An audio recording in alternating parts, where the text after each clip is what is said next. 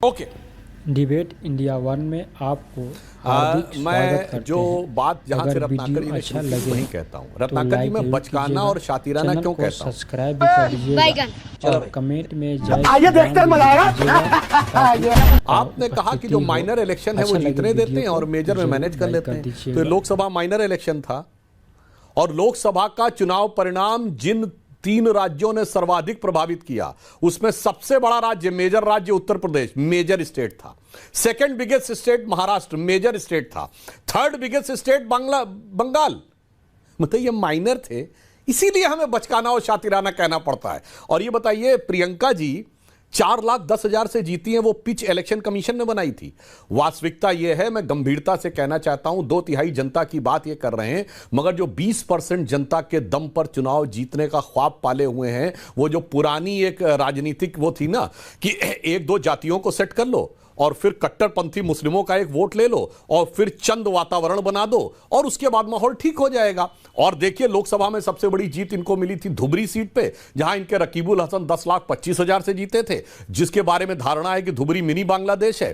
तो हरियाणा में सबसे बड़ी जीत इनको ममन खान की मिली थी, जहां ममन खान 98,000 से जीते थे, हुड्डा साहब 70,000 से जीते थे। और आज भी उत्तर प्रदेश में जो 2 सीटें जीती हैं उसका समीकरण देख लीजिए। और मैं कहना चाहूंगा, वायनाड गांधी परिवार का गढ़ बन गया, जहां हिंदू माइनॉरिटी में वो गांधी परिवार का गढ़ बन गया है। वास्तविकता में विकास हो या सामाजिक सौहार्द हो, राष्ट्रवाद का विषय हो अथवा सांप्रदायिकता का विषय हो, आप जो सुविधा की राजनीति कर रहे हैं उस कारण से समस्या है। और मैं ईमानदारी से एक और बात कहना चाहूंगा, राहुल गांधी जी ने थोड़ी मेहनत की थी जब यात्रा निकाली थी, उससे कांग्रेस को लाभ हुआ।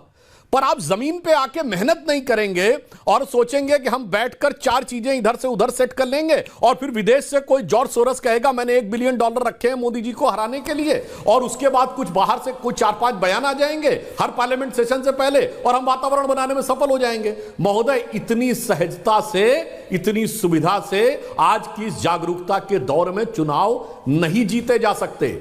मैं फिर याद दिला देना चाहता हूं रत्नाकर जी को, जब से चुनावों में ट्रांसपेरेंसी आई है, कांग्रेस तरस गई है स्पष्ट बहुमत के लिए। वोटर आईडी कार्ड 93 में आया और उसके बाद सीसीटीवी आए 2000 के दौर में। कांग्रेस को नहीं मिला स्पष्ट बहुमत कभी। इसके ठीक उलट हम लगातार आगे बढ़े हैं। जो जो चुनाव की व्यवस्था पारदर्शी हुई, जो जो मीडिया स्वतंत्र हुआ है, जो जो देश में साक्षरता बढ़ी है, त्यों तो भाजपा आगे बढ़ी है। 50% साक्षरता के बाद पहली बार हमारी सरकार 90 के दशक में आई। 60% साक्षरता दर पे 2011 में हमें स्पष्ट बहुमत मिला और दोबारा 70% पे हम तीसरी बार चुन के आए हैं। महोदय, हकीकत को समझिए, वो पुरानी मानसिकता से बाहर निकलिए। और मैं एक और बात कहना चाहूंगा, रत्नाकर जी आप समझदार हैं, राहुल गांधी को समझाइए, ये अल्ट्रा लेफ्ट में कहां चले गए भाई? ये अल्ट्रा लेफ्ट आइडियोलॉजी कि वो हम ऐलान उमर से जाके मिलेंगे और वो कहते थे defenders of democracy America and Britain. तो साहब, ब्रिटेन का प्रधानमंत्री कहता है कि I am proud Hindu. America में ट्रंप ने कहा बांग्लादेश में हिंदुओं का नरसंहार हो रहा है। राहुल गांधी का ट्वीट जाके देखिए, उसमें कई नरसंहार की बात नहीं है।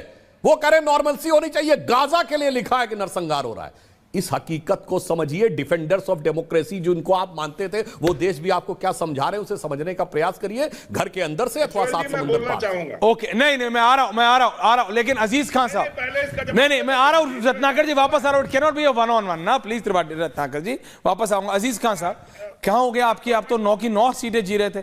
आप आज आपके मेन डिफेंडर अनुराग भदौरिया, लोग पूछ रहे हैं एवरग्रीन अनुराग भदौरिया कहां है? 9 की 9 सीटें जीत रहे थे आप, कितने पे हैं? कितनी सीटें जीते हैं आप? खान साहब, समाजवादी पार्टी कितनी सीटें जीती है उत्तर प्रदेश में? खान साहब, देखिए ऐश्वर्या जी, मैंने तो देख लिया खान साहब, सुबह मैं उसी बात पे 7 बजे से आया हुआ आज। आप कह रहे कितनी सीट जीत, अरे सर सुनिए ना सर, बोलिए ना सर, कितनी सीट जीती है? सबसे पहले तो मैं उत्तर प्रदेश के उन 9 विधानसभा में जो चुनाव हुआ, उन सारी जनता को मैं बधाई देना चाहूंगा कि किस कदर शासन सत्ता का चुनाव हुआ। लाठियों से रोका गया, घरों में कैद कर दिया गया, पिस्टल तक लहराया गया, लेकिन जनता का उत्साह उसे बीजेपी रोक नहीं रोक पाई। उसके बावजूद भी 2 सीटों पर समाजवादी पार्टी ने विजय हासिल किया। ऐसी परिस्थिति में तो 0 हो जाना चाहिए, क्योंकि लोकतंत्र की हत्या हुई। किस तरह लोकतंत्र की हत्या हुई? मेरे ख्याल से पूरे देश ने देखा। अब मैं दूसरे मुद्दे पे आना चाह रहा हूं। आप कह रहे हैं साहब बहुत बड़ी जीत महाराष्ट्र में हुई बीजेपी की और बीजेपी इसकी क्रेडिट ले रही है। अगर बहुत बड़ी जीत महाराष्ट्र में हुई है तो झारखंड में बहुत बड़ी हार भी हुई है, उसकी भी क्रेडिट लेनी चाहिए। वो क्रेडिट कौन लेगा? अगर मोदी मैजिक महाराष्ट्र में चला है तो मोदी मैजिक आपका झारखंड में कहां चला गया? दूसरी बात, कह रहे साहब नारा चल गया, अभी तमाम चैनलों पे चला था, नारा चला, अगर बटोगे कटोगे एक है सेफ है, महाराष्ट्र में चला तो झारखंड में क्यों नहीं चला? सवाल इस बात का है कि आप नैरेटिव सेट कर रहे हैं। और रही बात अभी महाराष्ट्र में जो चुनाव, जिस तरीके से हालात बिगड़े हैं, जिस तरह से जो एमबीए है वो उसमें तमाम तरीके की सिचुएशंस पैदा हुए हैं, कम कम कम हमारे प्रत्याशी जीते हैं, इस पर मंथन होगा और मंथन बहुत ही गंभीरता से होगा कि आखिर ऐसी कौन सी स्थिति पैदा हो गई कि बीजेपी ने ऐसा कौन सा कारनामा कर दिया 2.5 साल के कार्यकाल में कि वहां की पब्लिक बिल्कुल गदगद रही, एक तरफा एक मुश्त वोट दे दिया। ऐसा क्या खास काम कर दिया वहां की एमबीए गवर्नमेंट ने, वहां की बीजेपी गवर्नमेंट ने? सच्चाई यह है कि वहां की जनता सुनते हैं जो आप बोलते हैं, आई एम श्योर, लेकिन आप सीनियर आदमी हैं, समझदार व्यक्ति हैं। बड़ा चमत्कार हो गया। मैं आ रहा हूं सुधांशु जी काउंटर नहीं, लेकिन अजीज खान साहब आप जो बोलते हैं आप सेल्फ एनालिसिस भी तो करते होंगे ना कई बार। मैं सिर्फ बोल रहा हूं with all due respect at my disposal, आप सेल्फ एनालिसिस भी करते होंगे। आपको यह लग रहा है कि महाराष्ट्र में आपने अबू आजमी क्या क्या नहीं कराया? क्या हुआ आपको? कितनी सीटें आई आपकी? उत्तर प्रदेश में, उत्तर प्रदेश की पार्टी हैं आप, उत्तर प्रदेश में आप बाइपोल्स में लोकसभा में Akhilesh Yadav did something right, कुछ ठीक किया था। बीजेपी को दोबारा अपने आप को रिकंसाइल करना पड़ा, अपनी स्ट्रैटेजी को चेंज करना पड़ा, बाबा ने चेंज किया। आप पुलिस को ब्लेम कर दो, कांग्रेस ईवीएम को ब्लेम कर दे, आप लोग जनता को बेवकूफ समझते हैं। जनता क्या घास खाती है क्या? नहीं, आप मुझे बताइए जनता क्या घास खाती है क्या? नहीं, आप सच में मुझे बताइए ना। मैं पहले आपसे पूछ रहा हूं, फिर मैं पंकज जी से पूछ रहा हूं, सुधांशु जी जवाब दें। नहीं, जनता को आप लोगों ने समझा क्या है? झारखंड में जीतो तो जनता ठीक है, महाराष्ट्र में हारो तो जनता बेवकूफ है, वायनाड में प्रियंका गांधी जी लाखों वोटों से जीते तो ईवीएम ठीक है, आप यहां यूपी में हार जाओ तो मतलब ईवीएम खराब है। ये है क्या? It's become a joke for you sir. Sir Aishwarya ji बोलो सर। क्या आपके, सुनिए ना, आपके जाबाज पत्रकारों ने यहां की क्लिप नहीं चलाया? चला। क्या आपने अपने डिबेट में चीजों को नहीं दिखाया?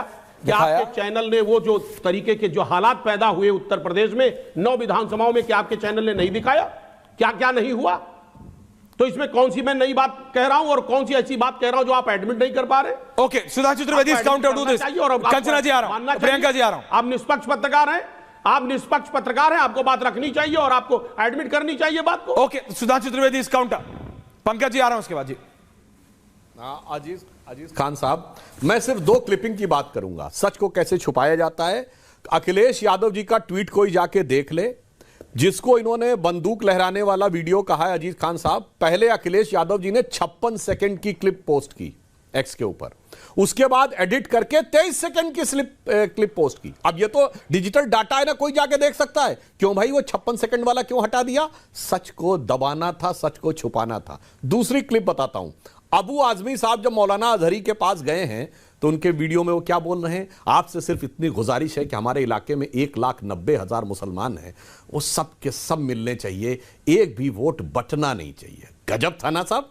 मतलब एक समुदाय से तो कहना बिल्कुल मुत्तहिद रहना है, एक साथ जुटे रहना है, भारत में ही नहीं फिलिस्तीन तक जुड़े रहना है, हमास तक जुड़े रहना है, गाजा तक जुड़े रहना है, और दूसरे समाज से कहना है भाई तुम मराठी और उत्तर भारतीय में लड़ता रहे, बटे रहो, तमिल और हिंदी में बटे रहो। याद है कर्नाटक के मंत्री ने बोला था, डीके सुरेश ने, कि हम ज्यादा टैक्स देते हैं तो उत्तर भारत से अलग हो, उत्तर और दक्षिण में लड़े रहो, अगड़े पिछड़े में लड़े रहो, सामान्य और दलित में लड़े रहो, खूब लड़े रहो, खूब टूटे रहो, खूब बिखरे रहो। और मैं एक और बात कहना चाहता हूं, जो प्रधानमंत्री जी ने कहा एक है तो सेफ है, यह तो संविधान ने कहा है।